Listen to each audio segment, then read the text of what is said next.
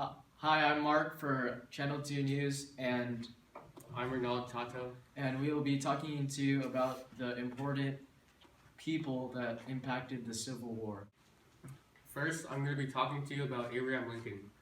Abraham Lincoln was the 16th President of the United States during one of the most consequential periods of American history. The first Republican nomination for the presidency, Lincoln led the Union to a victory in the Civil War and ended slavery in America. I will be talking to you about Robert E. Lee. Robert E. Lee was one of the most talented and successful generals of the Civil War.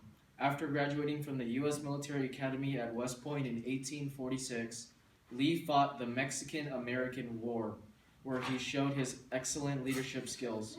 In 1859, he was in command of the force that captured abolitionist John Brown at Harper's Ferry, Virginia.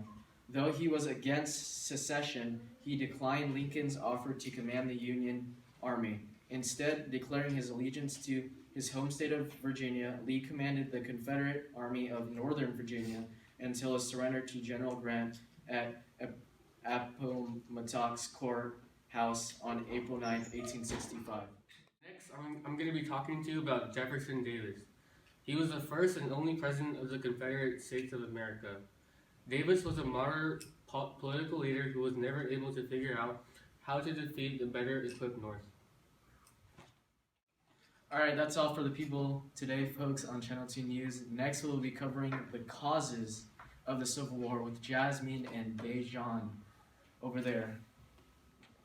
Thanks, Mark and Ronald. I'm Jasmine Serrana. I'm Dejan Sylvain. And we'll be talking to you about the causes of the Civil War. Economic and social differences between the North and South.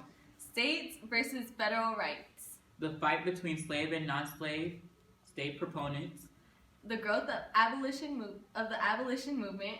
And the election of Abraham Lincoln. With Eli Whitney's invention of the cotton gin in 1793, cotton became very profitable. This machine was able to reduce the time it took to separate seeds from the cotton. Since the time of the Revolution, two camps emerged, those arguing for greater states' rights and those arguing that the federal government needed to have more control. The first organized government in the U.S. after the American Revolution was under the Articles of Confederation. The Missouri Compromise passed in 1820 made a rule that prohibited slavery in states from the former Louisiana Purchase that latitude 36 degrees 30 minutes north except in Missouri. Increasingly, the Northerners became more polarized against slavery. Sympathies began to grow for abolitionists and against slavery and slaveholders. Even though things were already coming to a head when Lincoln was elected in 1860, South Carolina issued the Declaration of Causes of the Secession. They believed that Lincoln was anti-slavery and in favor of Northern interests. Now, off to Janae for the battles of the Civil War. Thanks, Dejan and Jasmine. I'm Janae Del Castillo, and I'll be talking to you about the battles of the Civil War.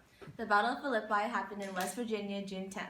This involved over 3,000 soldiers. The Battle of Belmont happened in Belmont, Missouri, November 19th, December 9th, 26th, and 28th. This was the start of General Ulysses S. Grant's Civil War career, where he took command. The Battle of Hampton Roads. This happened in Hampton Roads, Virginia, March 14th and 23rd. This is the first battle between the ironclad warships. The Battle of Port Royal Sound. This happened in Port Royal Sound, South Carolina, December 13th and 20th. This was one of the earliest operations of the American Civil War. The Battle of Ox Hill. The Battle of Ox Hill. This happened in Chantilly, Virginia, September 12th through 15th. This is the final battle of the Northern Virginia campaign. Thanks for tuning in to Channel 2 HHS News. Have a good day.